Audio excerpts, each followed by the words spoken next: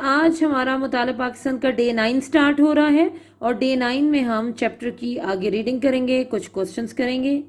जी आप अपनी मुताला पाकिस्तान का पेज नंबर 70 निकाल लीजिए। चैप्टर 3 की रीडिंग आगे कंटिन्यू करते हैं।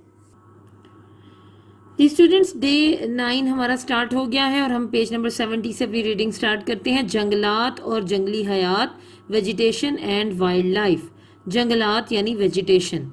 पाकिस्तान की आबो हवा में फ़र्क की वजह से यहाँ दर्ज झैल मुख्तलिफ इक़साम के जंगलात पाए जाते हैं। पाकिस्तान के कुछ शुमाली और शुमाल मगरबी इलाकों में औसतन, ये क्या वर्ड है, औसतन यानी एवरेज, बारिश दूसरे इलाकों की निस्बत ज़्यादा होती है। यहाँ सदाबहार जंगलात पाए जाते हैं जिनमें देवदार, कील, पड़तल और स्नोबर के दरख्त ज़्यादा अहम हैं। इन दरख्तों से आला किस्म की इमारती लकड़ी हासिल होती है। यहाँ शाह बलूत, अखरोट और काठ के दरख्त बकसरत मिलते हैं। मरी, एबटाबाद, मानसहरा, चित्राल, सवात और दीर सेहत अफजा मकामात हैं। पहाड़ी दामनी इलाकों में ज़्यादातर फलाही, काहू, जुंड, बेर, तूत और सुंबल के दरख्त मिलते हैं जिनमें पेशावर, मर्दान, कोहाट, अटक, रावलपिंडी, जेहलम और गुजरात के अजला शामिल हैं। सूबा बलोचिस्तान में कोयटा और कल्लात डिवीज़न में ज़्यादातर खारदार झाड़ियों के अलावा माजू, चलगोज़ा, तूत और पॉपुलर, ये क्या वर्ड है, पॉपुलर के दरख्त पाए जाते हैं। मैदानी इलाकों में कुछ जंगलात मौजूद हैं जिनमें शीशम, पॉपुलर, शहतूत, सुंबल, जामुन, धरेक और सफ़ेदे वगैरह के दरख्त मिलते हैं। जामन, धरेक और सफ़ेदे वगैरह के दरख्त मिलते हैं। इन इलाकों में छांगा मांगा, चीचा वतनी, खानेवाल, टोबा टेक सिंह, रख, गुलामा थल, बहावलपुर, तोनसा, सखर, कोटरी और गुद्दू शामिल हैं। दरियाओं के साथ साथ बेले के जंगलात भी मिलते हैं। अलावा अज़ीं अहम कौमी शाहराहों और नहरों के साथ भी जंगलात देखने को मिलते हैं। जंगलात की अहमियत। शुमाली पहाड़ी इलाकों में ज़्यादा बारिश होती है जिससे पहाड़ी ढलवानों से पानी बहता हुआ दरियाओं में गिरता है। जंगलात का ढलवानों पर होना पानी के तेज़ बहाव में आड़े आता है जिससे न सिर्फ मिट्टी का कटाव रुक जाता है बल्कि पानी की रफ्तार भी कम हो जाती है। पाकिस्तान में तवानाई के वसाइल कम हैं, लिहाजा जंगलात की लकड़ी कोयले की कमी को दूर करती है और जलाने या तवानाई के हसूल के लिए इस्तेमाल होती है। जंगलात से हासिल करदा लकड़ी इमारात में इस्तेमाल होने के अलावा फर्नीचर और दूसरी अशिया बनाने के काम आती है। जंगलात की लकड़ी से खेलों का सामान बनता है जिसे पाकिस्तान बरामद करके ज़र्रे मुबादला कमाता है। जंगलात किसी भी इलाके की आबो हवा को खुशगवार बनाते हैं और दर्जा हरारत की शिद्दत को कम कर देते हैं। जंगलात काफ़ी हद तक बारिश बरसाने का बायस भी बनते हैं क्योंकि इनकी मौजूदगी से हवा में आबी बुखारात में इजाफा हो जाता है जो बारिश बरसाने का बायस बनते हैं। दरख्तों की जड़ें मिट्टी को आपस में जकड़े रखती हैं जिसका एक बड़ा फ़ायदा ये है कि पानी के बहाव से मिट्टी की ज़रखेज़ तह बह नहीं सकती जिससे ज़मीन की ज़रखेज़ी कायम रहती है। जंगलात के ना होने से दरिया अपने साथ रेत और मिट्टी की बड़ी मिकदार बहा ले जाते हैं जिससे हमारे डैम और मसनूई झीलें भर जाती हैं और ज़राअत व सनत के लिए कम पानी ज़ख़ीरा होता है। दरख्त सेमो थोर ज़दा इलाकों में बहुत कारआमद हैं क्योंकि ये ज़मीन से पानी जज़्ब कर लेते हैं जिससे ज़ेरे ज़मीन पानी की मिकदार कम हो जाती है और उसकी सतह नीचे चली जाती है। जंगलात से हासिल शुदा जड़ी बूटियाँ अद्वियात में इस्तेमाल होती हैं। जंगलात सियाहत को फ़रोग़ देते हैं। पाकिस्तान के बहुत से शुमाली और शुमाल मगरबी पहाड़ी मकामात ऐसे हैं जो जंगलात की वजह से सेहत अफजा और काबिल दीद मकामात हैं। जंगलात जंगली हयात, परिंद और चरिंद के लिए बहुत ज़रूरी हैं। जंगलात हमें मुख्तलिफ़ इक़साम के फल, बीज और जानवरों को चारा मुहैया करते हैं। जंगलात पाकिस्तान की मईशत में अहम किरदार अदा करते हैं। جنگلات لاخ اور ریشم سازی کی صنعت کا ذریعہ ہیں، نیز کھمبیاں، شہد اور گوند بھی مہیا کرتے ہیں۔ درخت کاغذ اور گتا سازی کے لیے بھی استعمال ہوتے ہیں۔ حکومت پاکستان نے جنگلات میں اضافے کے لیے بہت سے اقدامات کیے ہیں۔ شعبہ جنگلات اس سلسلے میں سرگرم عمل ہے۔ درخت لگانے کے لیے تمام بڑے بڑے شہروں میں نرسریاں قائم کی گئی ہیں جہاں مناسب قیمت پر پودے دستیاب ہوتے ہیں۔ اسٹوڈنٹس، یہاں تک آپ کی ڈے 9 کی ریڈنگ ہے۔ اب ہم اس سے ریلیونٹ کوسچن آنسرز کرتے ہیں۔ جی اسٹوڈنٹ، سب سے پہلے ہم یہ شارٹ کوسچن کریں گے، جنگلات کی کمی کی 5 وجوہات لکھیے، اور لانگ کوسچنز میں ہم یہ کریں گے جنگلات کی اہمیت بیان کیجیے۔ تو اپنے نوٹس نکال لیجیے۔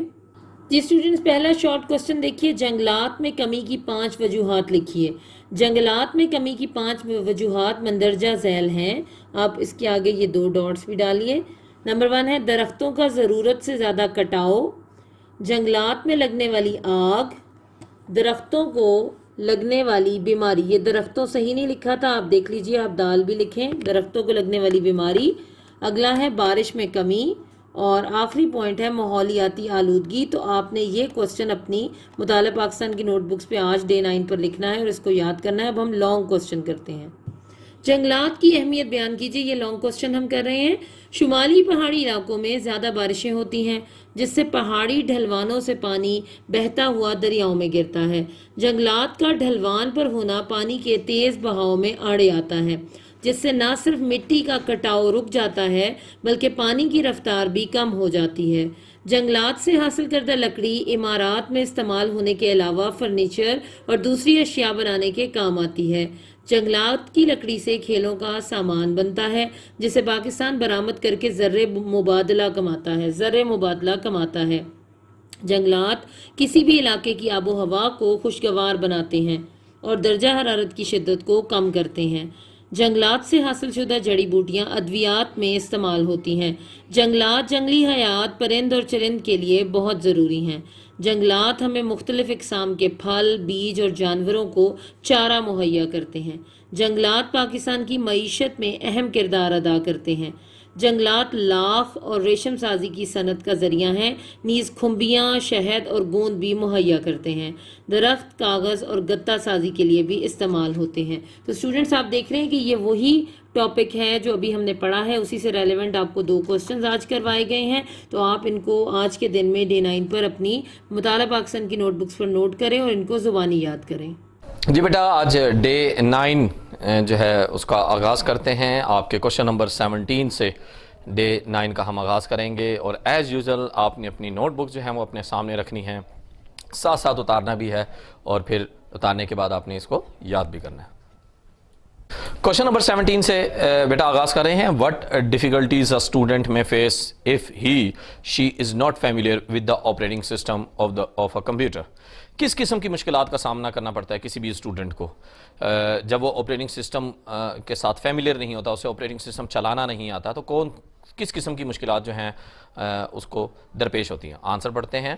User must know basics of operating system to give commands to computer. User کو یعنی کمپیوٹر کو استعمال کرنے والے کو آپریٹنگ سسٹم کی بیسکس جو ہے وہ ضرور آنی چاہیے تاکہ وہ کمپیوٹر کو جو کمانڈ دے سکے اس کے مطابق کام پرفارم کروا سکے۔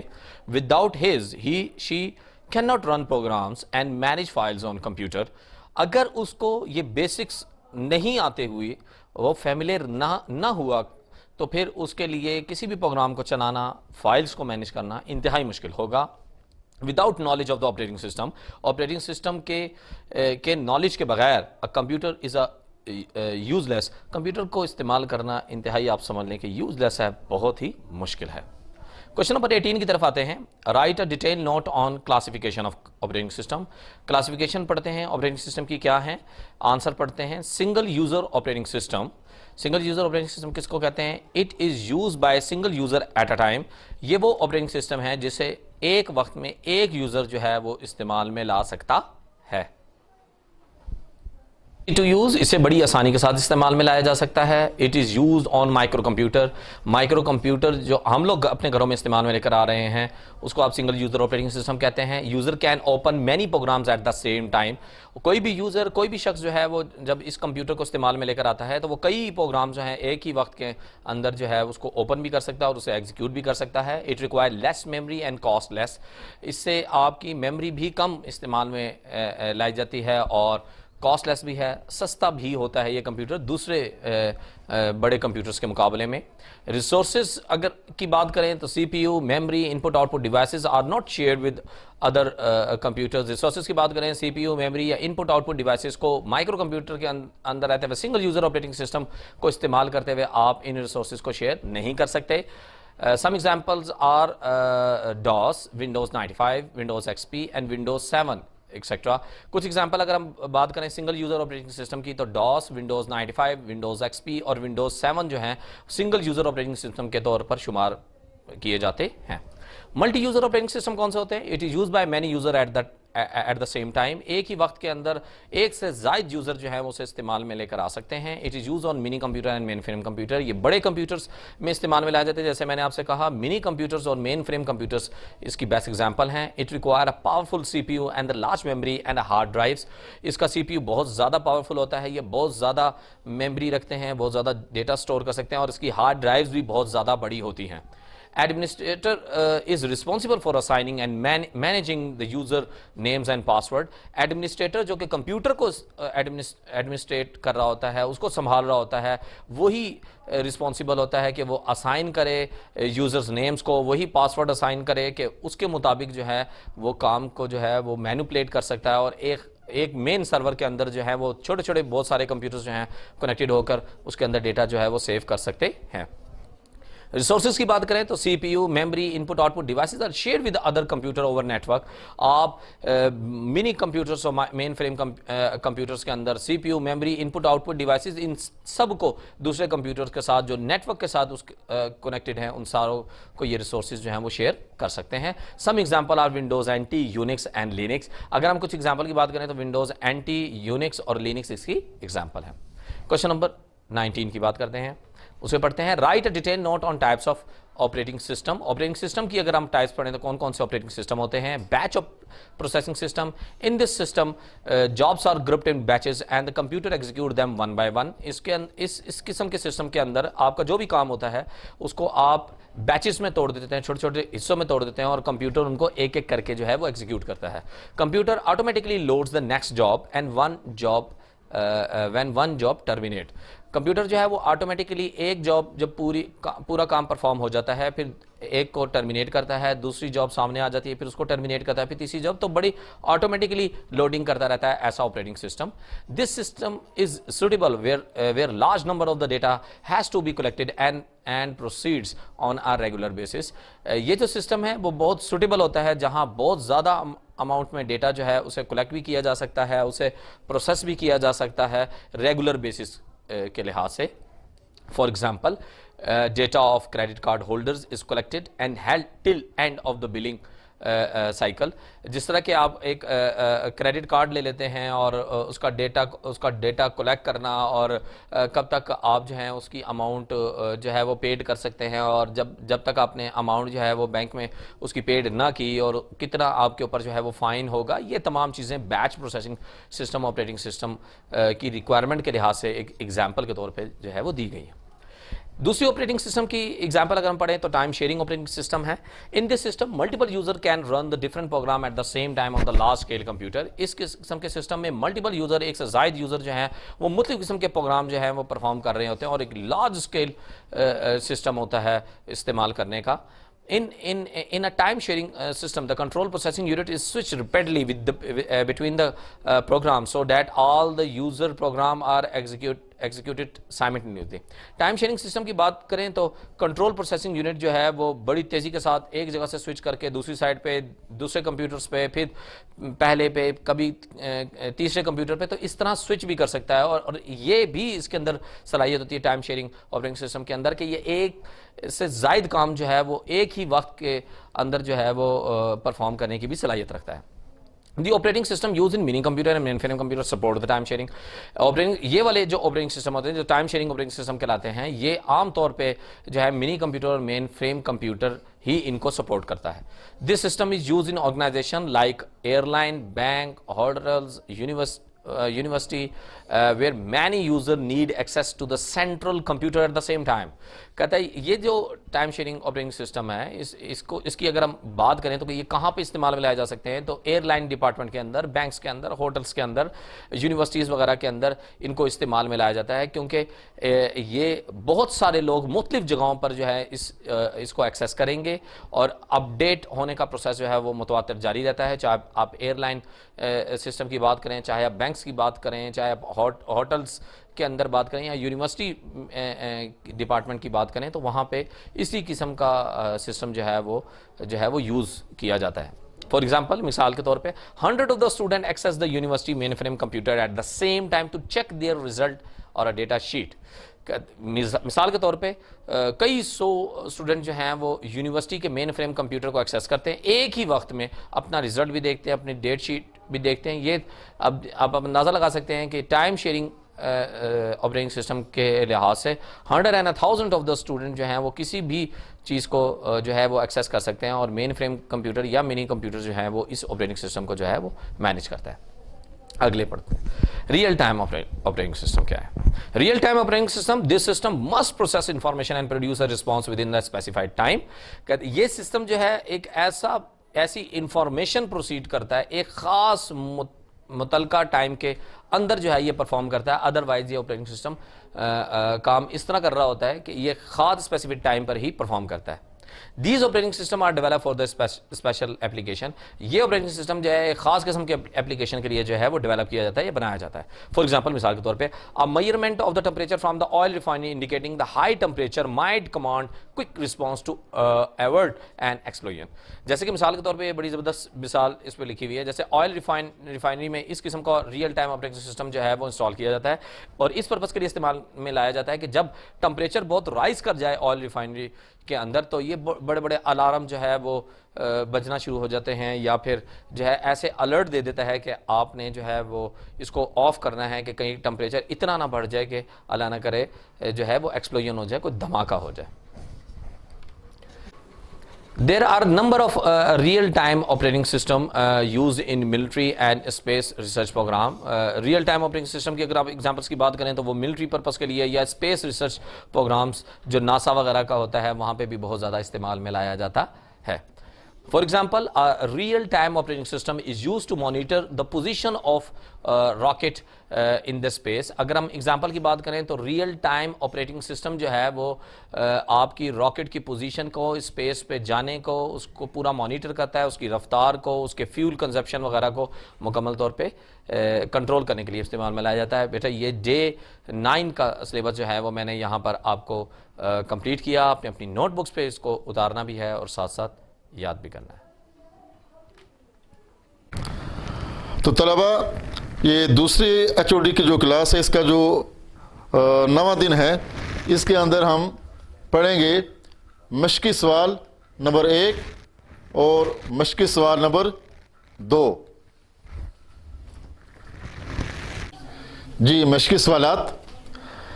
سوال نمبر 1, اللہ تعالیٰ نے مسلمانوں کو جہاد پر ابھارنے کے لیے کیا ترغیب دی؟ جواب, سورۃ الانفال میں اللہ کے نبی صلی اللہ علیہ وسلم کو اللہ تعالیٰ کا حکم ارشاد فرماتے ہیں, یا ایھا النبی حرض المؤمنین علی القتال. اے نبی, مومنوں کو جہاد کے لیے ابھاریں, یعنی مسلمانوں کے اندر جہاد کرنے کا شوق پیدا کریں, ان کو یہ ترغیب دیں کہ جہاد ہی کے اندر تمہاری کامیابی ہے اور اسی کے اندر تمہاری عزت ہے. جہاد ہی سے اسلام کی پہچان قائم رہ سکتی ہے, اور اگر تم لوگوں نے جہاد چھوڑ دیا تو تمہارا نام و نشان مٹ جائے گا. فرمایا, تم میں سے اللہ پر بھروسہ کر کے صبر کے ساتھ لڑنے والے 20 آدمی 200 کافروں کو شکست دے دیں گے, یعنی ایک بمقابلہ 10. اور 101,000 کافروں کو ختم کر دیں گے، یعنی 1000 بمقابلہ 2۔ تو ضرورت کس بات کی ہے کہ ان مجاہدین جو مسلمان ہیں وہ ثابت قدمی اور صبر کے ساتھ میدان جنگ میں لڑیں، تو یقیناً فتح اور کامرانی جو ہے وہ صرف اور صرف مسلمانوں ہی کو حاصل ہو سکتی ہے۔ سورہ انفال میں پہلے حکم تھا کہ 20 مسلمان 200 کافروں کا مقابلہ کریں، بعد میں اللہ تعالیٰ نے تعداد کم کر کے فرمایا 100 مسلمان 200 کافروں کا مقابلہ کریں گے، یعنی پہلے تھا 1 بمقابلہ 10، اور یہاں پر بتا رہے ہیں 1 بمقابلہ 2، اور 1000 مسلمان 2000 کا مقابلہ کریں گے۔ اللہ کی مدد سے اور صبر کرنے سے مسلمان کامیاب ہوں گے۔ سوال نمبر 2، مندرجہ ذیل عبارت کا مفہوم بیان کیجئے۔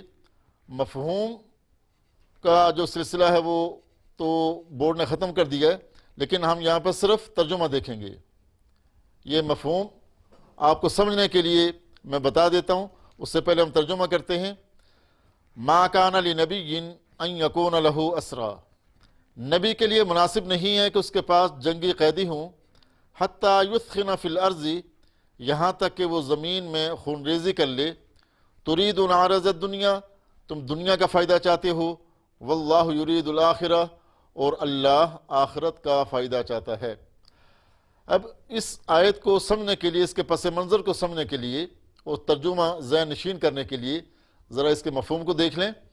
اس آیت میں غزوہ بدر کی لڑائی کے متعلق حکم دیا جا رہا ہے کہ مسلمانوں کو چاہیے تھا کہ جب کافر شکست کھا کر بھاگے، یعنی غزوہ بدر کے اندر جب وہ شکست کھا گئے اور بھاگے میدان جنگ چھوڑ کر، تو مسلمانوں نے مال غنیمت اکٹھا کرنا شروع کیا، جو کہ اکٹھا کرنے کی اجازت تھی، مگر اللہ تعالیٰ فرما رہے ہیں کہ جو کافر بچ کر بھاگ رہے تھے، مسلمانوں کو چاہیے تھا کہ وہ ان کا پیچھا کرتے اور ان کافروں کو بھی قتل کر دیتے، تاکہ ان کا نام و نشان بھی مٹ جاتا اور دوبارہ وہ مسلمانوں سے لڑائی کرنے کے قابل ہی نہ رہتے۔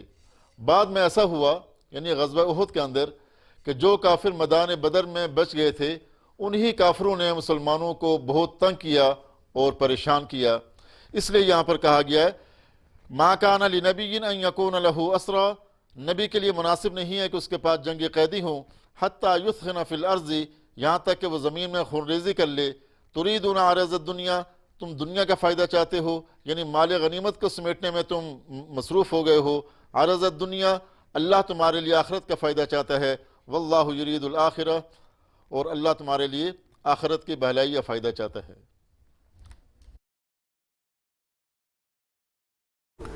ڈیئر اسٹوڈنٹس، چیپٹر 5 کا جو ٹاپک کل ہم نے شروع کیا تھا وہ بھی ہم مکمل نہیں کر پائے، تو ابھی ہم اسی کو مزید سٹارٹ کریں گے، لیکن آپ کے ذہن میں میوسس کی ڈیفینیشن تو ہوگی، اور میوسس 1 ہم نے شروع کیا تھا، تو آئیے آج اس کو پڑھتے ہیں اور مکمل کرتے ہیں۔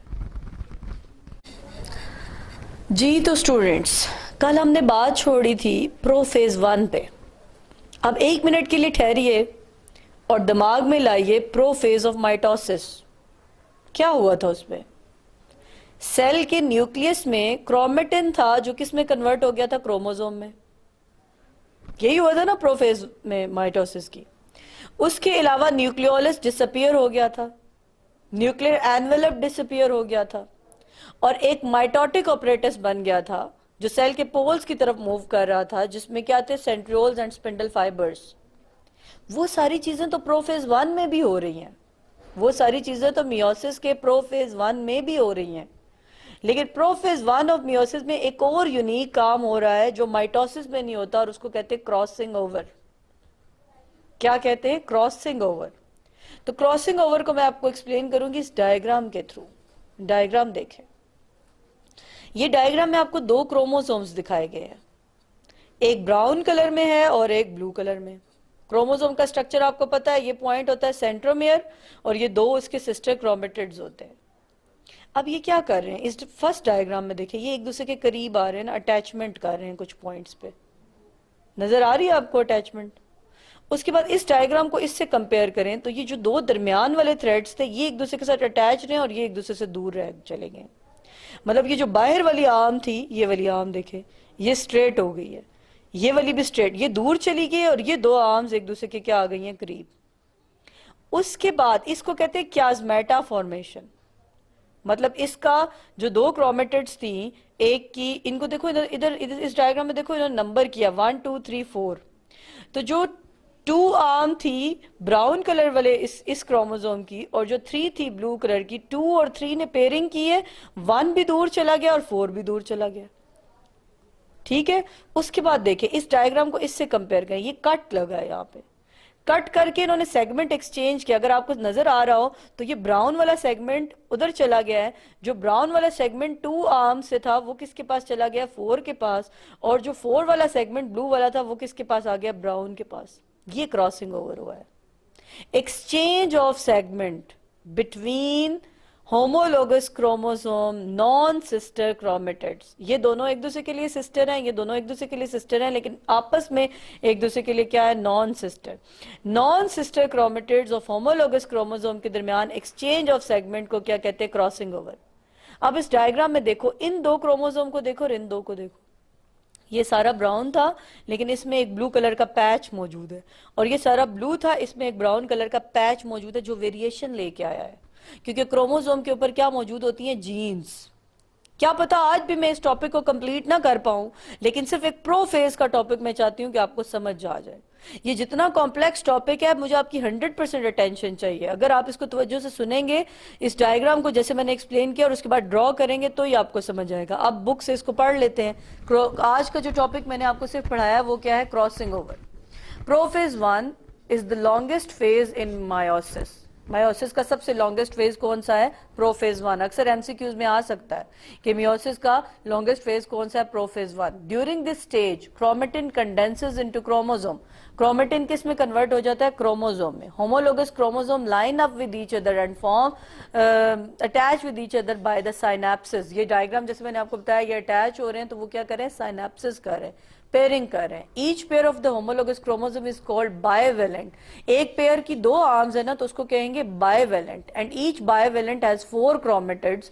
اب جب یہ آپس میں جڑ جائیں گے نا، دیکھیں یہ ایک کا بائی ویلنٹ ہے، یہ دوسرے کا بائی ویلنٹ ہے. جب یہ جڑ جائیں گے تو یہ ٹیٹریٹ بنے گا کیونکہ اس میں 4 ہمارے پاس کرومیٹڈز آ جاتے ہیں اور وہ ایک دوسرے کے لیے نان سسٹرز ہیں. اس کے بعد وہ بتا رہے ہیں کہ یہ ایک دوسرے کے ساتھ اٹیچ ہوں گے، کیازمیٹا فارمیشن کریں گے. کیازمیٹا فارمیشن میں کچھ پوائنٹس آف اٹیچمنٹ انہوں نے مارک کرنے ہوتے ہیں. اس کے بعد وہ کیا کریں گے؟ کٹ کریں گے. انزائم آئیں گے، کٹ کریں گے اور سیگمنٹ ایکسچینج ہو جائے گا. اس پروسیس کو کراسنگ اوور کہتے ہیں. یہ ڈیفینیشن یہاں سے یاد رکھ لیں کہ پروسیس آف کراسنگ اوور کیا ہے؟ Exchange of segment in the non sister chromatids of homologous chromosome exchange their segment and the phenomena is called crossing over. میں آج آگے نہیں جا رہی، میں اگلا پروسیس آپ کو نہیں ایکسپلین کر رہی. آپ کو صرف پرو فیز 1 کا ٹاپک میں نے آج کے لیکچر کے لیے پڑھایا ہے. آپ یہ والی جو 5-6 لائنیں ہیں یہ آج کے دن یاد کریں اور یہ ڈائیگرام ڈرا کریں. must draw this diagram and this should be clear in your mind. تو پھر ہم کل meiosis 1 کو complete کریں گے. Crossing over during meiosis allows recombination of genes between homologous chromosomes. This alters the linkage between genes on the same chromosome. Crossing over occurs frequently during prophase 1 of meiosis, when homologous chromosomes associate with each other in a structure called a tetrad. First, consider the possible inheritance of alleles for 2 genes on a particular chromosome when crossing over does not occur. Recall that one member of each pair of homologous chromosomes came from one parent.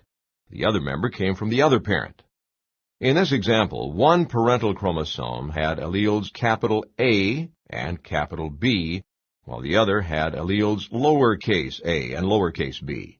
Without crossing over, each haploid cell produced will inherit a chromosome with the same combination of alleles as was on one of the parental chromosomes. Thus, the arrangement of linked genes is not altered in this case. Now, consider the case where there is crossing over in the region between the 2 genes. Since the crossing over is only between 2 individual chromatids, the possible haploid cells after meiosis have 4 different genetic combinations.